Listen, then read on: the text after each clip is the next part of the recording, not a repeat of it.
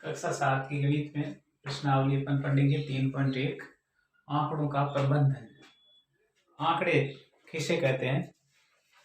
सबसे पहले अपन देखेंगे, कोई भी विषय वस्तु होती है तो उसके बारे में जानकारी प्राप्त करने के लिए विभिन्न माध्यमों से एकत्रित की गई जो सूचनाएं होती है उनको अपन आंकड़े कहते हैं। आंकड़े, कोई भी विषय वस्तु होती है ना, उसके बारे में यदि जानकारी प्राप्त करने के लिए विभिन्न माध्यमों से एकत्रित की गई जो सूचनाएं होती है उनको आंकड़े कहते हैं। तो एक होता है बारंबारता शब्द, इसमें आवृत्ति का या बारंबारता का हमें बताता है कि वह संख्या आंकड़ों के समूह में कितनी बार, जो ये आंकड़ों का समूह है तो इसमें ये संख्या कितनी बार आई है वो उसका होगा बारंबारता या आवृत्ति। और आंकड़ों को आरोही या अवरोही, या तो आरोही क्रम में लिखेंगे या अवरोही क्रम में लिखेंगे, तो उनसे जो सबसे नीचे और सबसे ऊंची यानी उच्च और जो निम्न मानों का जो अंतर होगा उसे परास कहते हैं।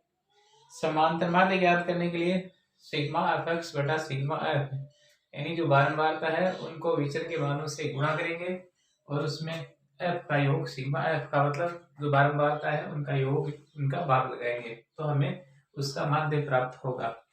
और इस तरह से अपन इसको प्रश्नावली को हल करेंगे। तो पहला अपनी कक्षा के किन्हीं 10 विद्यार्थियों की ऊंचाइयों का परिसर ज्ञात कीजिए। अब अपनी कक्षा का, जैसे कक्षा 7 में कुछ 10 विद्यार्थी हैं, उनका आप ऊंचाई मान लेंगे। मान लिया 148 सेंटीमीटर, 150 सेमी, 146, 152, 155, 140, 160, 156, 147 और 142 है। तो इनका हमें परिसर, आगे ऊंचाई का आप परिसर ज्ञात कीजिए। तो परिसर ज्ञात करने के लिए हमें इनको आरोही या अवरोही क्रम में व्यवस्थित करना होगा। तो हम इसको जैसे आरोही क्रम में लिखेंगे। आरोही क्रम, आरोही क्रम का मतलब होता है सबसे पहले सबसे छोटी संख्या इनमें से आप चयन कर लेंगे। तो इसमें होगी जैसे 140 है सबसे छोटी, यहाँ से 140, 140 से जो बड़ी है वो 142,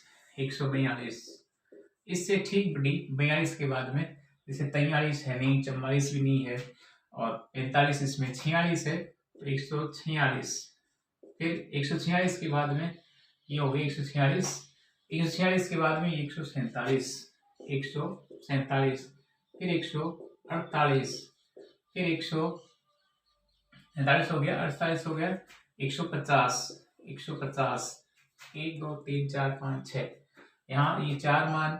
अब इसमें कुछ 1 2 3 4 और बच गए, तो 150 से ठीक बड़ी है 152, 152 से ठीक बड़ा 155, 155 से 158, फिर 160। ऐसे आरोही क्रम में लिख लिया। अब इसका जो परिसर होगा वो परिसर है, परिसर या उसको कहते हैं परास। सबसे उच्चतम मान है 160, 160 में से आप घटा लेंगे 140, तो उत्तर आएगा 20। ये इसका परास कहलाता है। तो इसका परास पहले आरोही क्रम में लिखे, सबसे बड़ा यानी सबसे ऊंचा मान अधिकतम और सबसे निम्नतम सबसे कम मान उनमें से घटा देंगे तो इसका परास आ जाएगा। एक कक्षा के, दूसरा प्रश्न है, एक कक्षा के एक मूल्यांकन में प्राप्त किए गए निम्नलिखित अंकों को एक सारणीबद्ध रूप में संगठित कीजिए। इनके अपन एक सारणी बनाएंगे और फिर सारणी बनाकर फिर सबसे बड़ा अंक कौन सा है, फिर इनका जो प्रश्न लिखे आगे उनका हम उत्तर देंगे। तो इसका प्रश्न नंबर 2, इसको अपन सारणीबद्ध रूप में करेंगे, हल करते हैं। तो पहले जैसे 1 नंबर आप इसका एक सारणी इस रूप में बना लेंगे। इसमें सबसे पहले क्या करेंगे, अंक लिखेंगे, फिर उनमें दूसरा होगा जो होगा मिलान चिन्ह का, मिलान चिन्ह, उससे आगे होगी आवृत्ति या बारंबारता, उसको कहते हैं बारंबारता या आवृत्ति, इसको एफ से दर्शाते हैं। ये अक्ष हो गया और फिर आप इसको एफ एक्स से, एफ और एक्स से यानी बारंबारता और जो आवृत्ति है उसका अक्ष है उसको आप गुना कर देंगे। इसमें जैसे अंक लिया, सबसे पहले यहाँ इसको ऐसे बना लेते हैं सारणी, इसमें सबसे छोटा से छोटा मान है 1, 1 से बड़ी हाँ है इसमें कोई, जैसे 2 है, 2 से ठीक बड़े हैं इसमें 3, 3 से ठीक बड़े हैं 4, 4 से ठीक बड़ा 5, 5 से आगे 6, 6 से 7, 7 से 8, 8 से 9, ये अंक मिल रहे हैं हमें। अब इनका हमें क्या करना है, इनका मिलान चिन्ह, मिलान चिन्ह में जैसे 1 यहाँ देखेंगे कि 1 इसमें कितनी बार लिखा है, तो 1 बार है। रोमन संख्या में आप इसकी खड़ी लाइन 1 ही पे, ये 1 हो गया। फिर आप 2 देखेंगे तो 2 है 1 जगह और ये 2 जगह, 2 बार आया है तो यहाँ 2 लाइन इसे डंडे खींचेंगे, इसकी बारंबारता 1 हो जाएगी, इस 2 की हो जाएगी 2। फिर होगा 3, 3 की 1 जगह और फिर केवल 1 जगह, तो इसकी बारंबारता 1।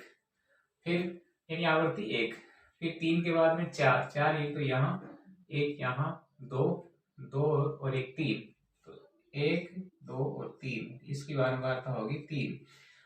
4 की होगी 5 की, 5 की होगी 1 2 3 4 और 5, तो यहाँ 1 2 3 4 और ये 5, इसका एक समूह बनाते हैं। एक इसमें तिरछी लाइन है वो भी इसमें गिनती गिनेंगे, 1 तिरछी और 4 खड़ी, इसका मतलब 5 होगी। यहाँ 1 2 3 4 और 5 जगह आ रहा है, तो यहाँ इसकी बारंबारता होगी 5। 6, 6 की 1 2 3 और 4, यहाँ 4 डंडे खींचेंगे, 1 2 3 और 4, यहाँ इसकी बारंबारता 4। 6 1 2 3 4, 7 1 2 2 जगह आ रहा है तो इसकी 2 होगी बारंबारता, ये 2। फिर 8, 8 की होगी यहाँ 1 ही जगह आ रहा है, इसकी 1। 9, 9 होगा वो होगा 1 ही जगह, 1 जगह, तो ये इनकी बारंबारता 1 2 1 3 और फिर 5 4 2 और 1 और 1, लास्ट में जो 9 है इसकी 1 और 1 होगी बारंबारता। अब इन्हें अपन fx का मतलब होता है ये जो अक्ष है और ये f, इनको अपन गुणा करेंगे। 1 को 1 से गुणा करने से 1, 2 को 2 से गुणा किया 4, फिर 3 को 1 से गुणा किया 3, फिर 4 को इस 3 से गुणा किया 4 3 12 है, और फिर 5 को 5 के बाद मतलब 5 है इसलिए 5 को 5 से गुणा करेंगे तो 5 25, फिर होगा 4, 4 है और 6 की बारंबारता है, अतः 6 की बारंबारता हुआ आप 4 से 6 24, फिर है 7, 7 की है 2 तो इसका मतलब 14, 8 की है 1 बार अतः 8 एकम 8, और फिर 9 की है 1 बार अतः 9 का 9। अब इनको आप इनका योग करेंगे, जैसे एक तो सिग्मा एफ, इनका योग 2 1 3 1 4 फिर 7 7 5 12 16 17 18 19 और 20, इनका टोटल किया तो 20 आया, और इनका आप टोटल करेंगे तो आएगा सिग्मा एफ एफ बराबर 100, इनका योग करेंगे तो 100 प्राप्त होगा। तो अब इसमें अपन प्रश्न है उनके अपन जवाब देंगे प्रश्न नंबर 2 में। जैसे पहला क्वेश्चन लिखा है कि सबसे बड़ा अंक कौन सा है, तो इसमें आप सबसे बड़ा अंक 9 आप लिखेंगे, इसका जो हल लिखकर 1 नंबर का उत्तर सबसे बड़ा अंक बराबर है 9। 2 नंबर, इसमें सबसे छोटा अंक कौन सा है, तो आप लिखेंगे सबसे छोटा अंक, इनमें देखते हैं अंकों में, तो सबसे छोटा है 1, सबसे छोटा 1, फिर लिखा है इन आंकड़ों का परिसर 3 नंबर,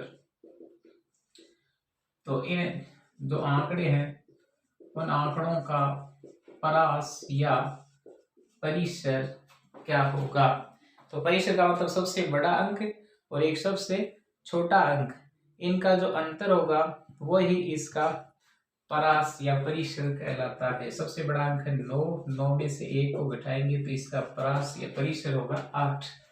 4 नंबर का हल, 4 नंबर उसमें अंक गणित ये माध्य ज्ञात कीजिए, तो माध्य का जो सूत्र होगा, माध्य बराबर होता है सिग्मा एफ एक्स बटे सिग्मा एफ। एफ एक्स का योग आया 100, यानी इनका गुना करके जब हम योग किया तो 100 और इनका योग किया तो आया 20। ये है एफ का मान। तो आप 20 का इसमें भाग दे देंगे, 20 का भाग 100 में लगाएंगे तो उत्तर आएगा 5000। तो इस तरह से ये दूसरा क्वेश्चन अपन हल कर सकते हैं। अब प्रश्न 3 नंबर। तीसरे क्वेश्चन को हल करने के लिए प्रथम पहली 5 पूर्ण संख्याओं का माध्य ज्ञात कीजिए। प्रश्न नंबर 3, उसमें हल लिखेंगे। पहले अपन लिखेंगे कि प्रथम 5 पूर्ण संख्याएं कौन कौन सी होती है। पूर्ण संख्याएं पहली शुरू की 5 पूर्ण संख्याएं वो कौन कौन सी होती है। तो वो पूर्ण संख्या है 0 से शुरू होती है, 0 1 2 3 4, यहाँ 5 हो गई, 1 2 3 4 और 5, क्योंकि 5 होगा तो इसमें 6 हो जाएगा। इसमें ये संख्याएं हैं 5 पूर्ण संख्याएं होगी, क्योंकि अब आपसे 1 से शुरू करते हैं वो प्राकृत संख्या होती है, इसमें 0 शामिल कर लिया, इसका मतलब ये पूर्ण संख्या हुई। अब इनका जो माध्य ज्ञात करेंगे तो वो माध्य होगा, माध्य बराबर ये जो आंकड़े दिए हैं इन आंकड़ों का योग बटा आंकड़ों की संख्या। आंकड़ों की संख्या ये सूत्र आप लगाएंगे तो इसमें आंकड़े हैं 0 + 1 + 2 + 3 + 4, ये आंकड़े हुए। अब इनका योग है, इनकी जो संख्या है वो है 5। इनको आप जोड़ लें, 4 3 7 2 9 और 1 10, 10 में 5 का भाग दिया तो इसका माध्य आया 2। इस तरह से इनका माध्य ज्ञात कर लेंगे। पहले शुरू में पूर्ण संख्या आपको याद रखनी है, 0 से शुरू होती है, प्राकृत संख्या 1 से होती है। हमें पूर्ण संख्या माननी है तो 0 1 2 3 4, इनका जोड़कर आप भाग लगा देंगे तो इसका माध्य आ जाएगा। अब प्रश्न नंबर जो 4 है इसको हल करेंगे। 4 नंबर, इसमें एक क्रिकेट खिलाड़ी ने 8 पारियों में निम्नलिखित रन बनाए 8 पारियों में। तो इनका आपको क्या ज्ञात करना है, इनका माध्य ज्ञात करना है। तो कुल आप पहले इनको योग कर लेंगे, कुल रन या स्कोर जो उसने बनाए हैं 58 76 40 35 46 50 0 और 100, इन सब का टोटल करेंगे तो हमें 405 प्राप्त होगा। कुल रन है 405। अब जो कि 8 पारियों में इसने बनाए हैं, अतः प्रेक्षणों की संख्या हो जाएगी 8। प्रेक्षण उनकी जो संख्या होगी वो हो जाएगी बराबर 8। अब आप इसका माध्य ज्ञात करेंगे। पहले आप सूत्र लिख लें, प्रेक्षणों या आंकड़ों का, प्रेक्षणों का योग बटे प्रेक्षणों की संख्या। यहाँ प्रेक्षणों का योग बटा यहाँ प्रेक्षणों की संख्या, ऐसे सूत्र लिखना है। तो यहाँ माध्य बराबर होगा, प्रेक्षणों का योग आया 405, प्रेक्षणों की संख्या है वो है 8, तो आप 8 का इसमें भाग देंगे इसमें 405 में, तो 8 पंजो 40, ये जाएगा 405 में आप लगाएंगे 8 का भाग, तो 8 पंजो 40, भाग टूटने पर आएगी बिंदु, यहाँ 5 उतारेंगे, भाग नहीं जाता है तो पॉइंट ले लेंगे, तो यहाँ 0 होगा। 8 6 48, 48 बच गया 2 0, 8 दूनी 16, तो भाग गया यहाँ 4 और यहाँ 1, 8 40, ऐसे आप लिख सकते हैं 50.625। ये 5 लिखना उचित नहीं है, आप यहाँ लिख देंगे 50.62, ये इनका माध्य होगा। इस तरह से अपन प्रश्न 4 को हल कर सकते हैं।